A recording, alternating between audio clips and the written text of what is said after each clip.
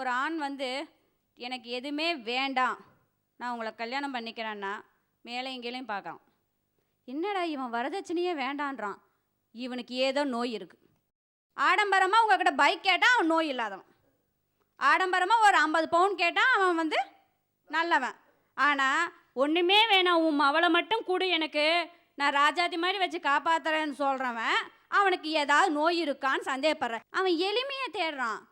இன்னைக்கு ஆடம்பரத்துக்கு இருக்கிற ஒரு மதிப்பு எளிமைக்கு கிடையாது. ஒரு விசேஷம்னு எடுத்துக்கிட்டிங்கன்னா ஒரு பத்திரிக்கை ₹1, அதை அடித்தா கொடுத்தா வேணாமா? ₹10 பத்திரிக்கை அடித்து அந்த ஆடம்பரமாக தேவையா? ஒரு கல்யாண பட்டுப்புடவை ₹100 பட்டுப்புடவை எடுத்தால் கல்யாணம் பண்ண முடியாதுங்களா? ₹10,000 ₹20,000 பட்டுப்புடவை எடுத்தால் தான் கல்யாணம் பண்ண முடியுமா? கணேசன் சார், ₹100 பட்டுப்புடவை கிடைக்குதா? நூல் புடவை கட்டி தாலி கட்டினா கல்யாணம் நடக்காதுங்களா? நான் ₹100 பட்டுப்புடவைன்னு சொன்னோமா, அதனால தெரியலன்னு தருமபுரியில் கிடைக்கிறதோ நான் நினைச்சேன். ஓகே, தாலி மட்டும் இருந்தால் கல்யாணம் நடக்கும். நீங்கள் கேட்குற மாதிரி அவளை நகை நட்டு போட்டால் தான் கல்யாணம் நடக்குமா? எதுக்கு அவளை போடுறீங்க? அவளை போட்டு திருடனை உருவாக்குறீங்க நீங்கள் தான். இன்னைக்கும் ஒண்ணுமே இல்லைன்னா கூட கட்டண புடவையோட வெறும் மஞ்சளை மட்டுமே கட்டிட்டு நடக்கிற கல்யாணம் 100க்கு 80 நடக்குது. நீ சொல்ற இந்த ஆடம்பர கல்யாணம் எங்கேயோ 1-2 நடக்கும். 1-2 இல்லை, நம்ம அதிகபட்சமாக குறைச்சி சொல்ல வேணாம், ஒரு 30% நடக்கலாம். பட் அவர் சொல்கிற ஒரு வாதத்தை ஒத்துக்கிறேம்மா, நீ வடபழனி கோயிலுக்கு போயிருக்கியா இல்லையான்னு தெரியாது. ஏன்னா நீ தருமபுரியிலேருந்து வந்திருக்க, அந்த ஊரில் எந்த கோவில் எனக்கு தெரியாது. இங்கே இருக்கிறவங்களாம் சாதாரணமாக வடபழனி கோயிலுக்கு போயிருப்பாங்க. முகூர்த்த நாளில் 25 கல்யாணங்கள் சர்வ சாதாரணமாக நடக்குமா? அதாவது அந்த கோயிலில் தாலி கட்டி கல்யாணம் பண்ணி அந்த எதிர்த்தா மாதிரி இருக்கிற ஒரு ஹோட்டலுடைய பேரை சொல்லக்கூடாது, விளம்பரம் ஆகிடும், கையில் டோக்கனை கொடுத்துட்டு சாப்பிட்டுட்டு போகிறவங்க இன்னும் இருக்கத்தான் செய்கிறார்கள். ஒரு வடபழனி கோயிலே இப்படின்னா எத்தனை கோயில்கள் நாட்டில் இருக்குது? எத்தனை பேர் அந்த மாதிரி கல்யாணம் பண்ணிக்கிறாங்க? எல்லாரும் ஆடம்பரத்துக்கு பின்னாடி போகிறாங்கங்கிறது உங்கள் குற்றச்சாட்டா? அப்புறம் நடுவில் ஒரு வார்த்தை சொன்னீங்க, ₹10 இன்விடேஷன் அடிச்சு அப்படிங்கிறீங்க. நீங்கள் ரொம்ப பின்தங்கி இருக்கிறீங்க. ₹10 ₹400 இன்விடேஷன் அடிக்கிறது உங்களுக்கு தெரியுமா? ஃப்ளைட்டில் போய் கல்யாணம் பண்ணுறாங்களே, அது உங்களுக்கு தெரியுமா? ஆடம்பர கல்யாணம் யார் பண்ணுவாங்க? பணம் இருக்கிறவன் பண்ணுவான். அவன் ஆடம்பரம் பண்ணனா அதில் எத்தனை பேர் ஏழைகள் பிழைக்கிறாங்க உங்களுக்கு தெரியுங்களா? இப்போ தான் சொன்னேன், பத்திரிக்கை அடிக்கிறோம் பிழைக்கிறான், பத்திரிக்கை விற்கிறோம் பிழைக்கிறான், இலை சோறு போடுறோம் பிழைக்கிறான், சோறு ஆக்கிறோம் பிழைக்கிறான், பந்தல் நடுறோம் பிழைக்கிறான், மேலக்காரம் பிழைக்கிறான். அதே மாதிரி பார்த்து ₹30,000 ₹40,000 பட்டுப்புழு எடுத்திங்கன்னா தான் தறி தொழில் வளர்ச்சி அடையும். தறியே வளரலன்னு சொல்லி எல்லாம் போய் நீ தறியை மூடிட்டு படுத்திருக்காங்க இல்லைங்களா? இந்த பணக்காரன் பூரா ஆடம்பரமாக கல்யாணம் பண்ண வச்சிங்களா, இந்த தறி தொழில் இந்தியாவில் இன்னும் வளர்ச்சி அடையும். இந்தியாவினுடைய ஃபைனான்ஸ் மினிஸ்டராக போக வேண்டி வருமா? எப்படி பொருளாதாரத்தை எங்கே பிடிச்சி கொண்டு வந்து எங்கே கோத்தார் பார்த்தீங்களா? கல்யாண சத்திரங்களில் கல்யாண மண்டபங்களில் கல்யாணம் நடக்கிறதுனால தான் உலகமே சரியாக இயங்கின்னு இருக்கு.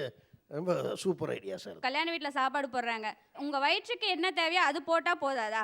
ஒரு பூரி, ஒரு பொங்கல், ஒரு இட்லி, ஒரு தோசை. ஆனால் இன்னைக்கு கல்யாணம் எத்தனை கல்யாணத்தில் பார்த்தீங்கன்னாக்கா ஸ்வீட்டில் ஒரு 4 வகை, அவியல் துவையலில் ஒரு 10 வகை, அந்த இலையே இடம் பற்ற மாட்டேங்குது.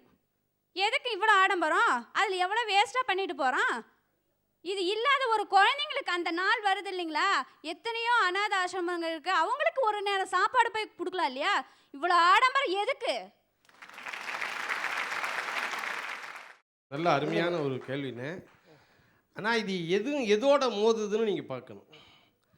ஒரு ஏழை கடன் வாங்கி பெரிய இலை போட்டு இவ்வளவும் பண்ணான்னா அது தப்பு.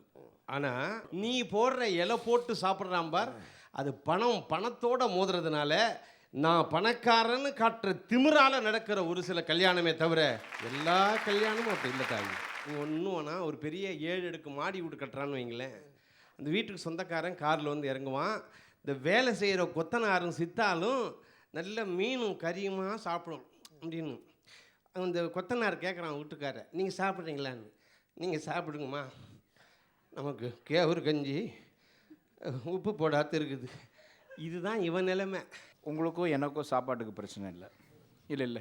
ஆமாம், நாம் விரதம் இருக்கிறோன்னு வைங்க, அது பட்டினி இல்லை, அதுக்கு பேர் விரதம். பணம் அதிகமாக இருந்தால் கூட எவன் எளிய வாழ்க்கை வாழ்கிறானோ அதுதான் எளிமை.